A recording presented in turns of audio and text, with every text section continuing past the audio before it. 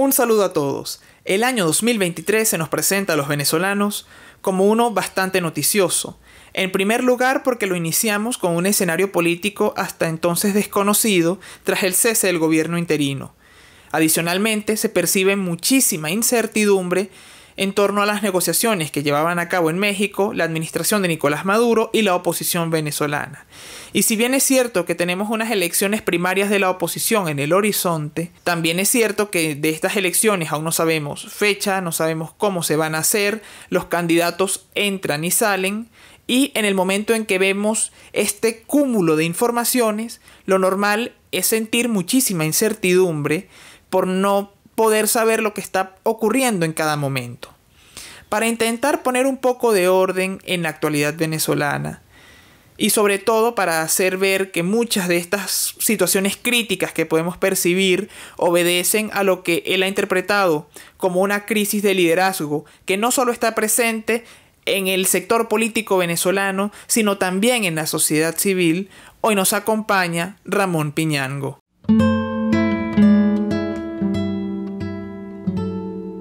Un saludo a todos. Hoy tenemos el gusto de tener la compañía del profesor y sociólogo Ramón Piñango, quien nos va a ofrecer de alguna manera sus puntos de vista con relación a la crisis que vivimos actualmente en Venezuela. Un saludo, Ramón. En primer lugar, me gustaría preguntarte, recientemente tuvimos el cese del gobierno interino. Esto claramente parece que nos pone ante un escenario político distinto al que teníamos previamente. En ese sentido, quería preguntarle, ¿cuál considera usted que va a ser este escenario? Mira, mi planteamiento en estos tiempos es el siguiente. Estamos viviendo en este país una crisis de liderazgo en distintos ámbitos, no solamente político. Ciertamente en el liderazgo político y de la oposición, de quienes hoy mandan, pero también de la sociedad civil. Que lo vemos en muchos sentidos, lo venimos viendo. Y lo más notable en estos días son estos días, los días muy recientes, es la crisis de liderazgo en la oposición, que es lo más visible. Esa crisis de liderazgo tiene que ver en buena parte con una progresiva desconexión con el mundo, de la sociedad, con el país en general, especialmente con los sectores más necesitados. Bueno, hemos ido viendo desde que surgió el gobierno interino, con Guaidó a la cabeza, que creo de repente emergió aquello, allá en la avenida Francisco Miranda, y creó muchísimas expectativas y muchísimas esperanzas. Y un evento que se programó y se propuso, porque la gente se olvida de eso, se programó un ejemplo, se preparó pero un evento que todo el mundo esperaba con gran expectación, que fuera la traída de la ayuda humanitaria que venía por Cuba. No sé si te acuerdas de eso. Sí. Y Guaidó dijo textualmente, comillas, la ayuda humanitaria entra o entra. Sí o sí. De hecho, muchos, entre ellos yo, imagino que muchísima gente, eso era un sábado. Estábamos en la expectativa de qué iba a pasar. Yo con el radio prendido el radio al lado, esperando a ver qué era lo que pasaba. Pero la ayuda humanitaria no entró. Y no pasó nada. No pasó nada de nada. Ahí comenzó, para mí ese es el punto de inflexión. Comienza a mostrar las debilidades del gobierno interino. Después, bueno, hemos visto todo lo que ha pasado. Elecciones que no condució a nada, crecimiento de los abusos de poder por parte de quienes mandan, violación del Estado de Derecho. Y hay un elemento central en todo lo que estamos viviendo, que es que lo que me impresiona es que es notable, pero parece que muchos no lo ven o no lo quieren ver. que es la ausencia de árbitros institucionales creíbles y confiables. ¿A qué me refiero a eso? Bueno, al Tribunal Supremo, a la Asamblea Nacional, al Consejo Nacional Electoral, hace lo que le da la gana. ¿A quién recurre quien no está en el poder? Si siente que su derecho ha sido violado. A nadie. A nadie no tiene dónde recurrir. Bueno, y el mundo opositor no ha logrado hacer nada para para que esos árbitros existan realmente. Se considera que un gran éxito cuando se logró que dos personas, supuestamente que no simpatizaban con el régimen, integraran el Consejo Nacional Electoral. Pero vimos las elecciones y nada, tampoco funcionó. Entonces ahora estamos en unas primarias que se están anunciando al mismo tiempo que el régimen ha anunciado que dice que es posible que adelante las elecciones presidenciales. Al mismo tiempo tenemos por allá las negociaciones en México, porque ayer o anteayer vimos ya cómo gritó en la asamblea Jorge Rodríguez: estoy harto. Y dijeron, y Maduro lo ratificó, que si no se suspenden las sanciones, no seguirán las negociaciones en México. Bueno, entonces ¿dónde estamos? ¿Dónde estamos parados? Algo muy interesante. Los últimos días de este año, del 2023, comenzaron con protestas en las calles. Cada vez más fuertes, cada vez más numerosas. Y de hecho, desde ayer están anunciando otros eventos masivos para el lunes 23 de enero. Incluso surgen personajes que casi se están convirtiendo como héroes, como el caso de la señora profesora Elsa Castillo, que todos escuchamos con atención y hasta con entusiasmo. ¿Pero por qué? Porque ella está diciendo lo que muchos esperan que lo diga en forma y en fondo los líderes opositores. Como ella habla, con mucha claridad, pero con mucha dureza también. Bueno, fíjese bien en este detallito. Hay gente que ha llegado a decir que esa señora debería ir a la primaria. ¿Pero por qué? Para mí eso es una pequeña muestra, nada más, que muestra la crisis del liderazgo. Una sociedad sin liderazgo,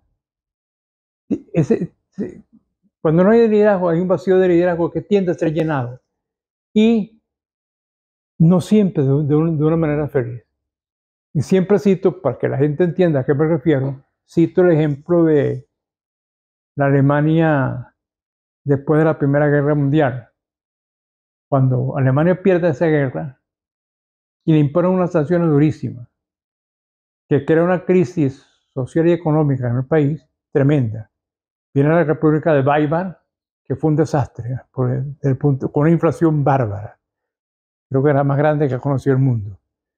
Bueno, en aquel desastre completo emerge Adolfo Hitler y el nacionalsocialismo, que no era del mundo político en el momento. Tenía un pequeño movimiento por allí. Emerge, llega al poder, subrayo, con el apoyo de buena parte de la sociedad alemana. Y gobierna con el apoyo de buena parte de la sociedad alemana. Gobierna con lo mejor del talento alemán. Hubo oposición, por cierto, pero que no podía llegar a nada ante el inmenso poder de aquel hombre. Que por cierto Hitler muestra, no me quiero desviar del tema, pero sí creo que es pertinente señalar que el caso de Hitler muestra con una claridad meridiana cómo el liderazgo puede ser muy efectivo, pero no ser virtuoso, porque fue un líder efectivo. Tenía, entre otros rasgos, uno que es fundamental en la práctica del liderazgo, que es que trabaja en equipo. Como acabo de decir, gobernó con lo mejor del talento alemán. Pero qué lástima. ¿Cómo iba a ser agradecido la sociedad alemana y el mundo entero que Hitler no hubiese sido un líder tan efectivo? Al final terminó loco. Y sabemos cómo desapareció, cómo murió. Pero ese no es el caso. El caso es que Hitler, y ahí voy al punto central, emerge por una crisis de liderazgo en la sociedad alemana. Un vacío de liderazgo. Nosotros estamos sufriendo ya un vacío de liderazgo, no solamente en el mundo político, también en el mundo de la sociedad civil. Bueno, veamos por ejemplo lo que está pasando en estos días en este sentido. ¿Qué está pasando? Está el movimiento de protesta de los educadores, trabajadores del sector público como los trabajadores en Guayana, parte del sector público ante el desastre del sector de salud, por ejemplo. Y hasta ahora, hasta esta hora y minuto, el mundo político no ha dicho nada. Nada. Los gremios importantes de la sociedad civil no van a nombrar ninguno, pero ustedes fácilmente pueden poner los nombres. Tampoco han dicho nada. Que tienen que ver con el tema de nivel de vida y de nivel de ingreso de la población. Nadie. Hay una excepción que surgió en los últimos días, que fue de la Iglesia Católica, que ha hablado con suma claridad. Con suma claridad. Bueno, entonces el día de hoy tenemos un mundo amplio de protestas, un mundo político que están hablando desde las primarias, los candidatos entran y salen, y se dice que eventualmente tendremos elecciones. ¿Cuándo? Todavía no lo sabemos. Pero ya está todavía ya está el grupo que designaron para organizar esas elecciones, entrevistando gente con experiencia electoral entre ellas, y se dice que posiblemente se hagan esas elecciones con el apoyo del CNE, por lo menos en las máquinas electorales. Hay gente que se niega a eso. También ahora resulta que se está cuestionando la manera como se han de realizar esas elecciones. Así que estamos por eso una palabra muy sencilla para que todos por lo menos podemos decir que hay una gran confusión en el público. Tan grande la confusión que quienes vengan a decir que tienen las ideas claritas, para mí son sospechosos. Yo creo que tengo también parte de esa confusión. Lo único que puedo afirmar de lo que yo veo es vacío de liderazgo. Porque si las personas incluso que tenemos más información por las razones de trabajo, etcétera, nos sentimos confundidos y estamos también buscando información, me imagino cómo estará el ciudadano de a pie, el ciudadano promedio, más confundido todavía y más angustiado. ¿Angustiado por qué? Porque sus condiciones de vida son cada vez peores. Una cosa en la que ha insistido bastante es en el tema del liderazgo. Una cosa que creo que es importante preguntarle antes de poder continuar con la conversación sería cómo podemos entender el liderazgo en este contexto y cómo surgen estos liderazgos políticos. El liderazgo surge en general en una situación en la cual la gente busca orientación. Emergen personas que por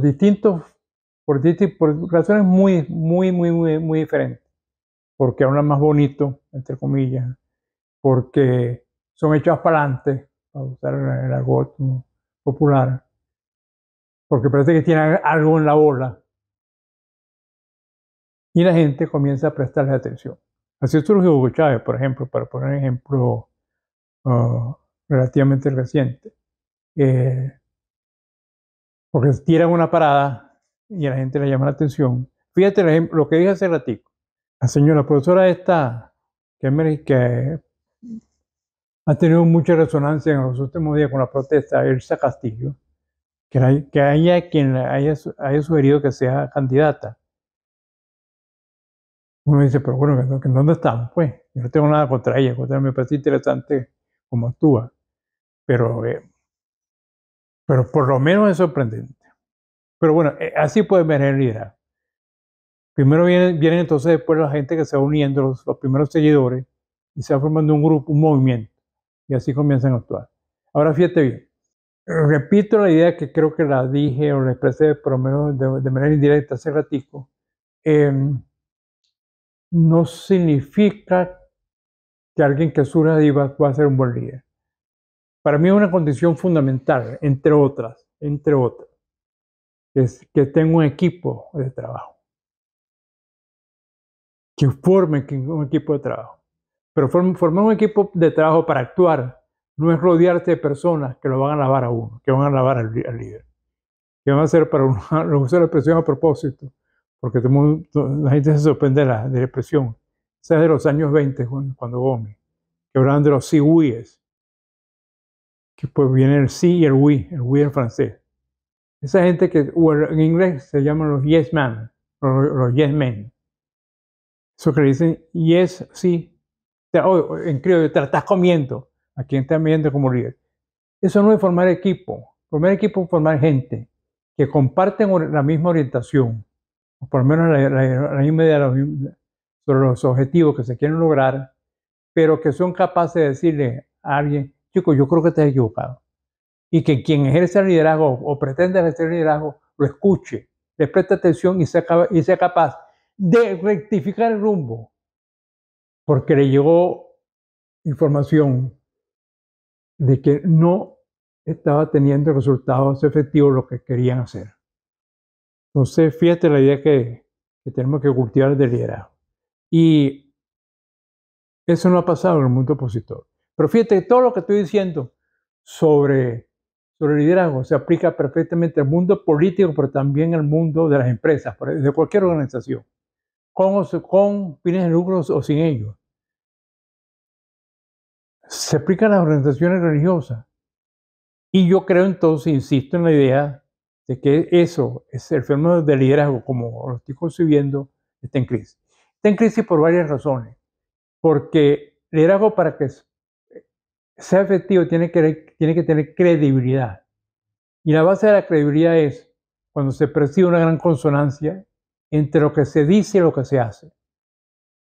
En inglés hay una expresión que me gusta mucho, que es la de cuando quien actúa camina su palabra, pone a andar su palabra. Así, camina de acuerdo con su palabra, en inglés walk your talk. Entonces hemos visto que eso no ocurre. Entonces la credibilidad es fundamental. La base de la credibilidad es la consonancia entre lo que se dice y lo que se hace. Sí, sin credibilidad no hay liderazgo, porque no hay comunicación efectiva, la gente no te cree. Y sin comunicación no puede haber liderazgo. Ok, hemos hablado entonces de este tipo de liderazgo, hemos hablado de la importancia de la credibilidad y claro, en este momento se acercan, o por lo menos es lo que parecería, se acercan estos comicios electorales para elegir un candidato opositor. Pero hace poco tuvimos estas declaraciones, por ejemplo, las de Leopoldo López, en las cuales pues acusa a varios miembros de la oposición venezolana de colaborar para, de alguna manera, satisfacer necesidades que tenía el chavismo, algunos dentro del gobierno interino, se suelta todo esto, y a priori lo que parecería es que hay una crisis de credibilidad en muchos de estos liderazgos de oposición. Capriles, el mismo Leopoldo, Guaidó en su momento, habían afirmado que las primarias, de alguna manera, permitirían unir a la oposición para caminar todos en un sentido. ¿Considera usted que las primarias son suficientes para movilizar a la población a votar por un candidato opositor o considera que debe haber algo más? Yo creo que puede ser un elemento importante, pero insuficiente. Insuficiente. Insuficiente porque la gente no se trata de escoger el menos malo. O entre la especie de pelea de todos contra todos, que pareciera estarse formando en la oposición, ver quién convence mejor. Creo que se necesita escuchar además una propuesta de qué vamos a hacer. ¿Qué vamos a hacer? Por ejemplo, ¿qué se haría? ¿Qué se haría? Repito, con los árbitros institucionales que el país necesita para ir, entre otras cosas, a un proceso electoral. Porque pueden elegir una persona que tenga, por ejemplo, el apoyo de 70 o 80% del pueblo.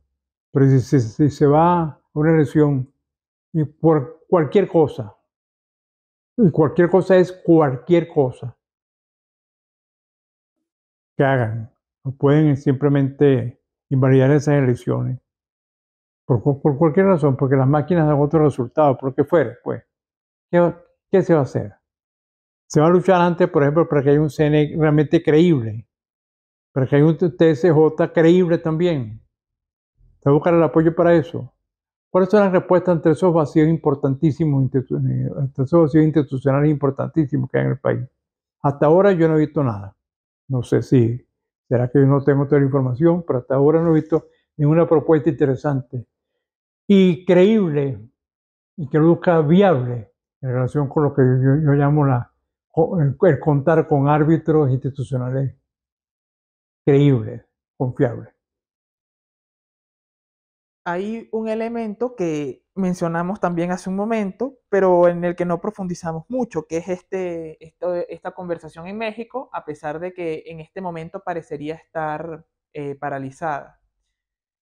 En algún momento se mencionó que cosas como las condiciones electorales, los árbitros institucionales podrían derivar de alguna manera de esta conversación. Sin embargo, no sé qué expectativa tendrá usted, esta es la pregunta que le voy a hacer, sobre todo en un ámbito donde ahora con el cese del interinato parecería que el poder de hecho de los actores les pondría en una peor posición para negociar de la que estaban hace un mes. Lo que acabas de decir yo lo subrayaría. Yo creo que, yo creo que con lo que pasó en la crisis del gobierno interino, hirió de muerte las negociaciones en México. Además, lo vimos con la declaración, repito, recientemente de Jorge Rodríguez, gritando que estaban hartos ya y que si no se suspendían las sanciones, eso no iba a seguir. Y por cierto, los supuestos logros que nos han anunciado desde esas negociaciones pues, son logros realmente magros. Es que también hay una cosa que está ocurriendo, que es un país en el cual el cierto liderazgo anda en una de hay que negociar, hay que hablar, la gente hablando se entiende, no te precipites, no seas tan duro, conversandito la gente se puede llegar lejos.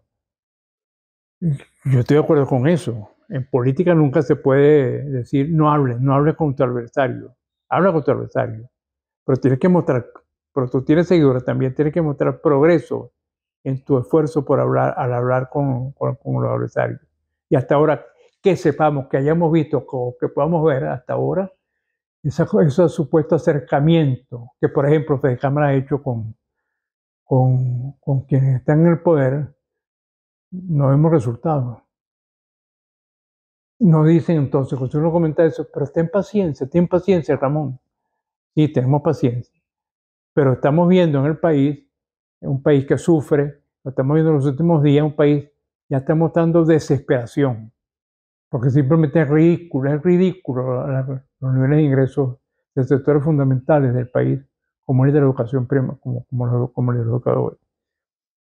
Hablamos ya sobre la situación actual de los liderazgos de oposición.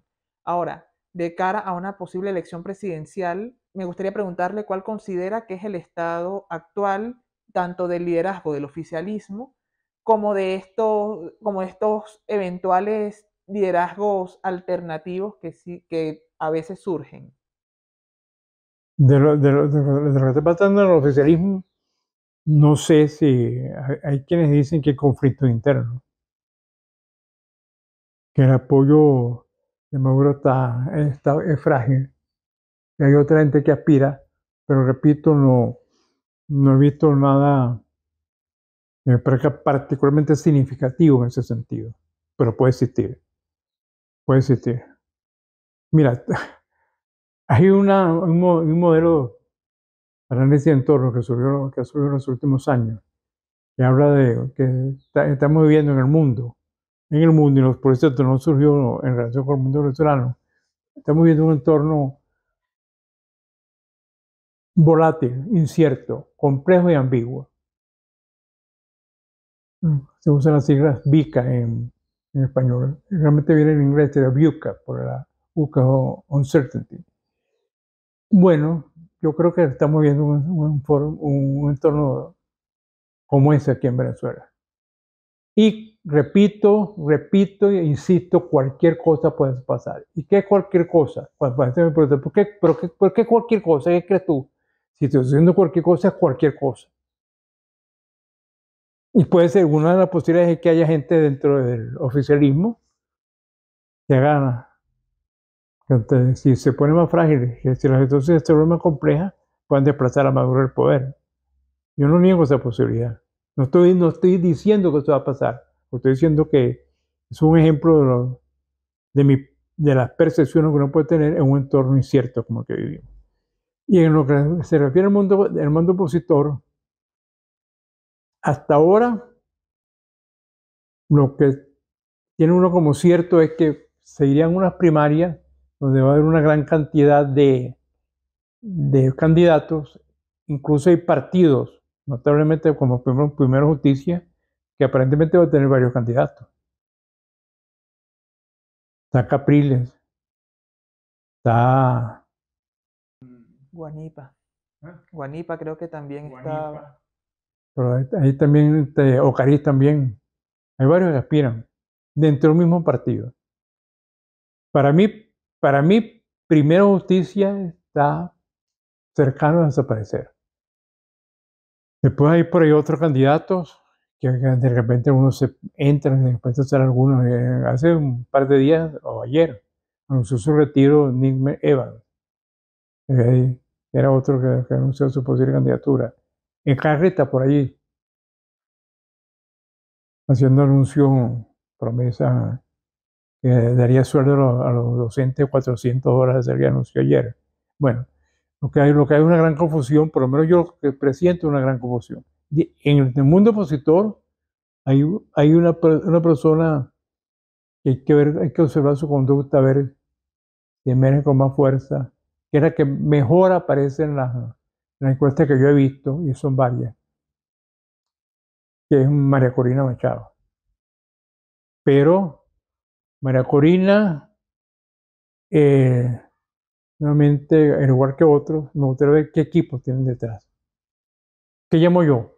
Que si ocurre algo, uno no tiene que recurrir a la cabeza principal, sino que puede haber otros voceros alternativos que también son escuchados porque son creíbles, como lo veo en otra época los partidos políticos.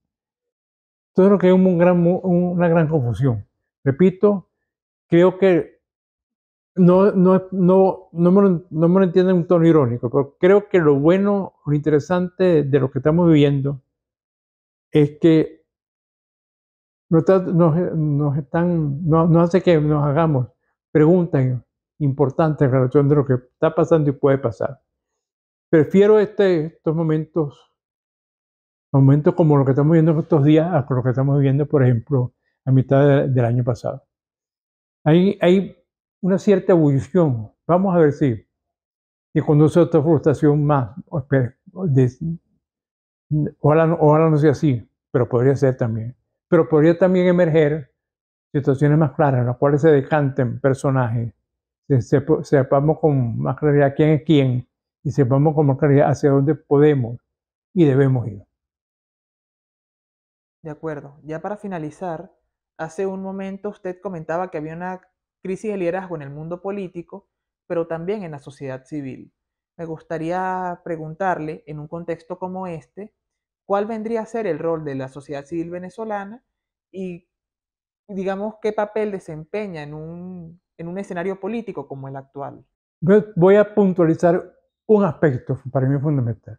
En este momento, lo más importante que puede hacer una organización de la sociedad civil es, entre todo, es escuchar a buena parte a la población, al pueblo. Y especialmente a la gran población necesitada. ¿Por qué? Escucharlo, estar en contacto con ellos, dar una orientación. Y eso no lo estamos viendo. Repito, el mundo de la sociedad civil, lo único que han hablado recientemente ha sido la Iglesia Católica. Pero de otras organizaciones, por ejemplo, gremios empresariales, por ejemplo, no hemos escuchado hasta ahora nada. De repente hoy o mañana hablan, pero hasta hoy, hasta esta hora y minuto, nada. Y el papel es para, si si quieren tener algún liderazgo en el país, es hablar, decir qué opinan, qué opinan. Yo quisiera escuchar a Fede Cámara, donde tengo buenos amigos, que digan qué opinan sobre los reclamos por sueldo que está haciendo, que viene un sector tan importante como de los educadores. Los educadores de la educación pública, que es la educación que recibe buena parte del país y que viene en un franco deterioro desde hace unos cuantos años. De acuerdo. ¿Algo más que quiera añadir? No, muchísimas gracias por al contrario, lo que quiero agradecerte esta oportunidad de comunicarme con la gente. De acuerdo. Muchísimas gracias a Ramón Piñango por visitarnos y muchísimas gracias a ustedes por ver la entrevista. Nos vemos en el siguiente.